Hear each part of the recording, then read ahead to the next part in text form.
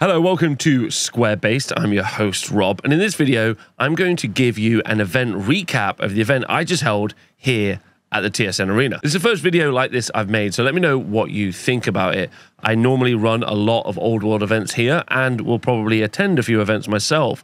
So I'd like to know if you want to see Old World reports and event reports on the channel. So the best way to do that is leave a bunch of comments below. The event I was running this weekend was meant to have 24 players playing, but several people dropped out and we ended up with 16 players. We were playing 2,000 points and we weren't using any particularly strong comp. The only thing was you couldn't have 3 or more of a single unit. Now, I've run quite a few events, and what's really fun about these events is I get a lot of the same people kind of returning and trying out new lists and new ways to play. But before we start talking about the spicy list and the list that won, I just want to shout out some of the people who it was their first event. Grant was running his very first Wood Elf army at an Old World event and he was having a great time and very nearly won coolest army and in the voting. John Higby, who listened to the Square Base show, ended up coming, and it was incredibly cute because he brought his Orcs and Goblins army that he had in his loft, and it's the first time he's ever got them down in about 10 years, and it was his first ever event. It was super fun, and I think he had a great time, which was really cool. But if we're starting to talk about spicy lists and how some of the armies did,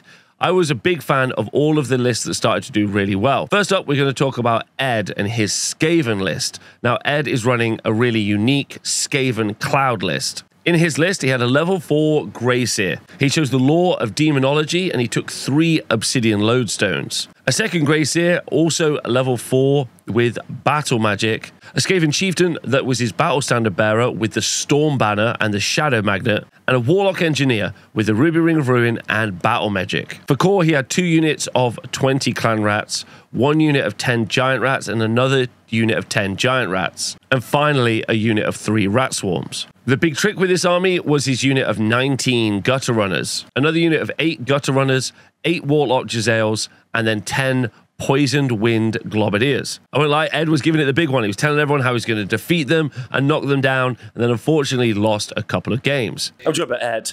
Ed has been playing the Skaven Cloud. Is that what you've nicknamed it? I think that's a good name for it, yeah. Okay. Because we formerly had the Skin Cloud, right? So could you explain the Skaven Cloud idea to us? So Gutter Runners are the one good unit that are in the Skaven book, and I don't think that's an exaggeration.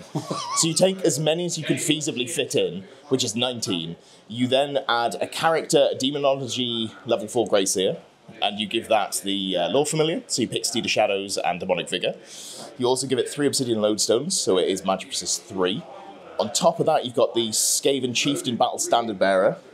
Give it the Shadow Magnet, so that's an additional -1 to hit. Give it the Magic Banner that costs 65 points, which I think I've forgotten the name of it. That's fine. It's one of the Magic Banners that's 65 points. Once per game, turn off all enemy fly for turn, and a -1 to shoot for their entire army, so that unit's -3 to be hit. And yeah, you just Steed a Shadow around, march 24 inches, throw 38 shots that poisoned, strength 4, AP 1. It's pretty miserable. So how's it worked? Like, what's been the ups and downs? So it's a Rube Goldberg. We're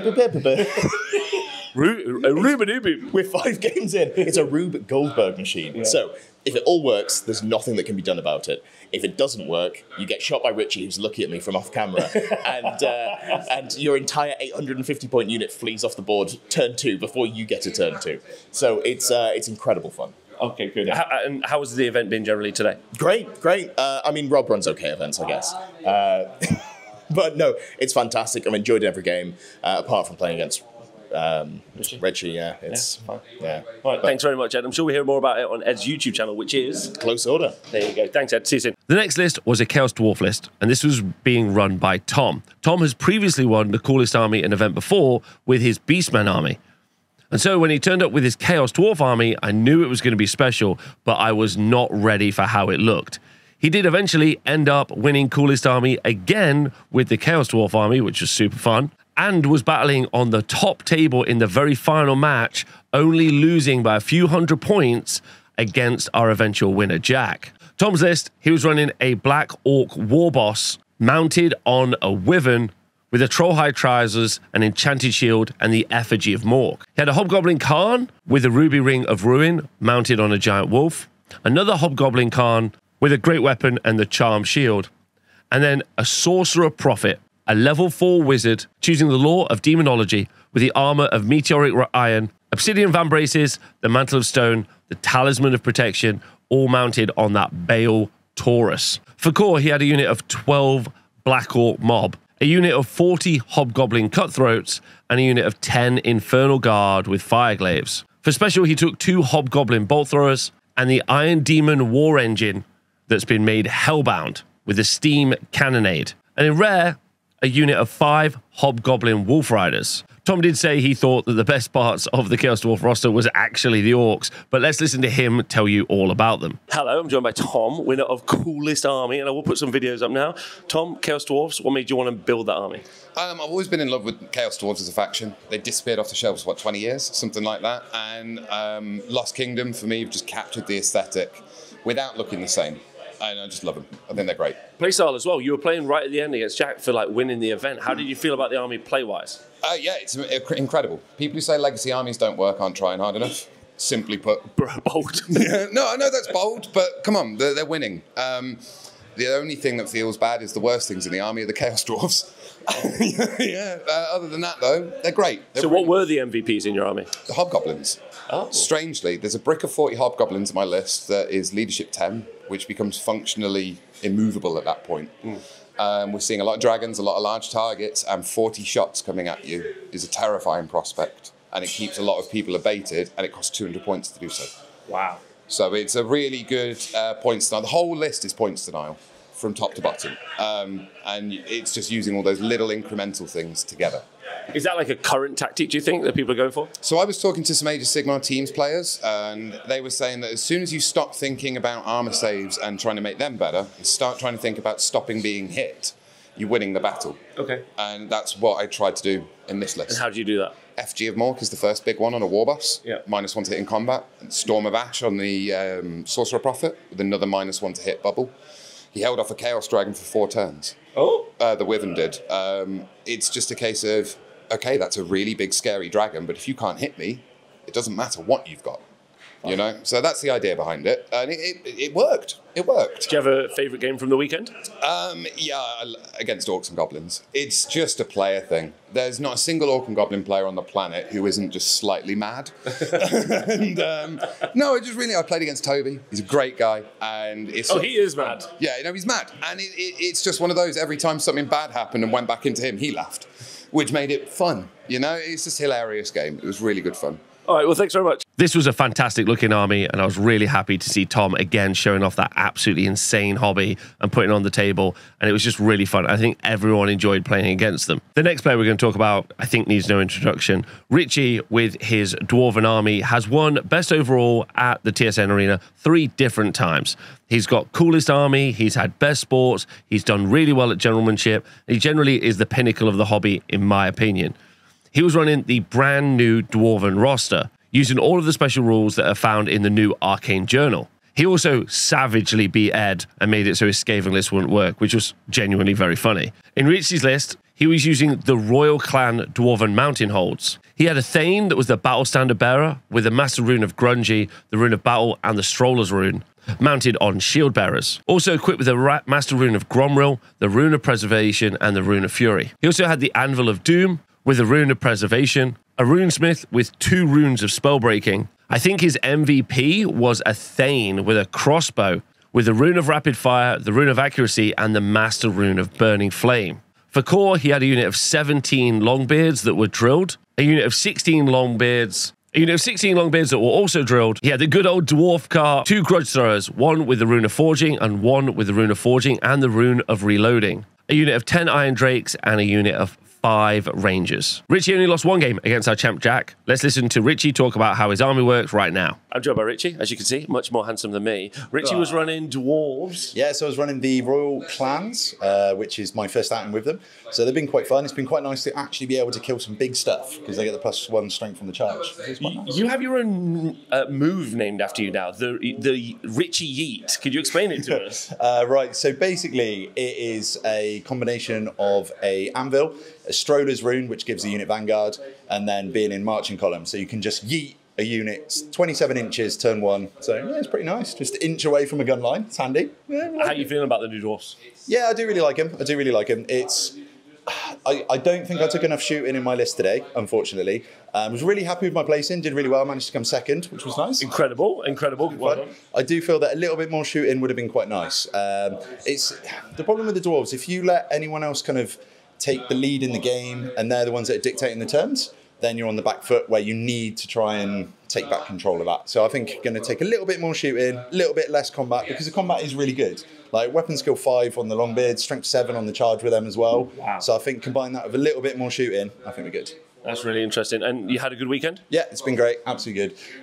Always a good event, mate. So yeah, it's always good. You should come down, guys. It's really good fun. It's It's not about that, but good. Thanks very much, Richard. And lastly, one of the only 5-0s we've ever had at the TSN Arena was Jack with his Empire gun line. It's been really fun watching Jack, who's kind of a Total War convert into the old world player, really start taking on the high-end gamesmanship that's needed to play at that top end and play with a very unique Empire gunline army. It's also inspired my good friend Val Heffelfinger to run Empire Gunline as well as many people all over the world. But one of the things he did say was that he needed to have slightly less guns, and that's what his list is named. The less gun list for Empire is a general of the Empire on an Imperial Griffin with a white cloak and the silver horn. A level 4 Wizard Lord with a Lore Familiar and 3 Power Scrolls using the spell Lore Illusion. A Captain of the Empire with a Ruby Ring of Ruin. Another Captain of the Empire with a Great Dragon Bow. 3 Engineers, all with a grenade launching blunderbusses.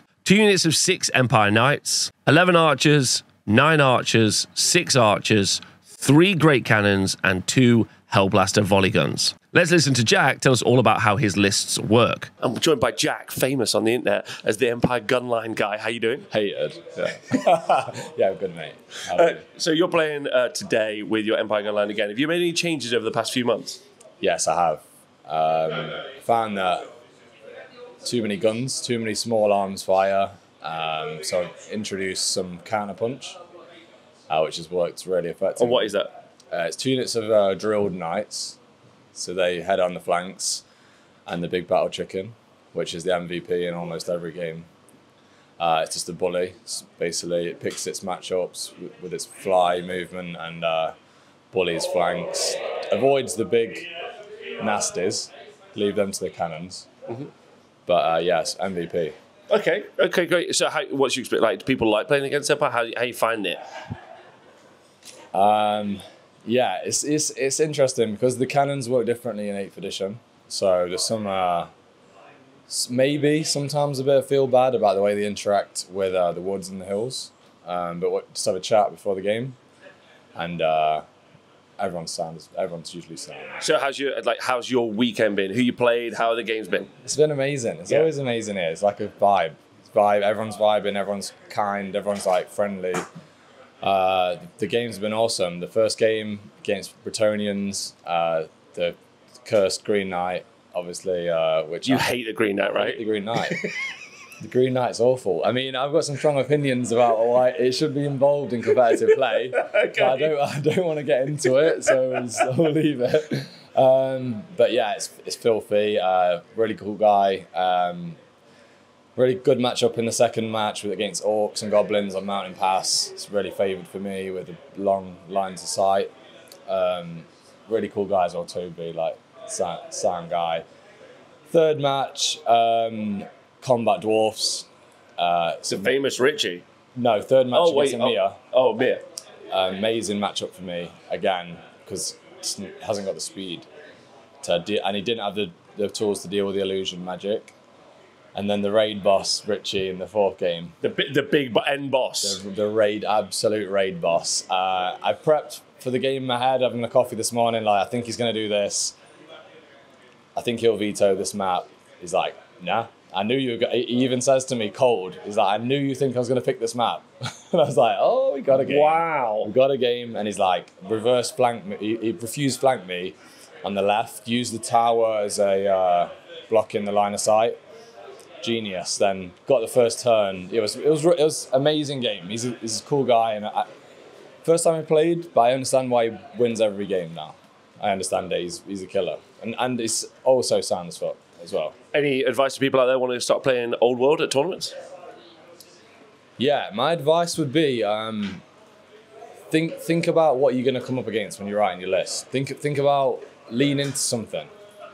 So there's not many lists, in my opinion, that do well in a combined arms situation. So think about how you're going to win your games.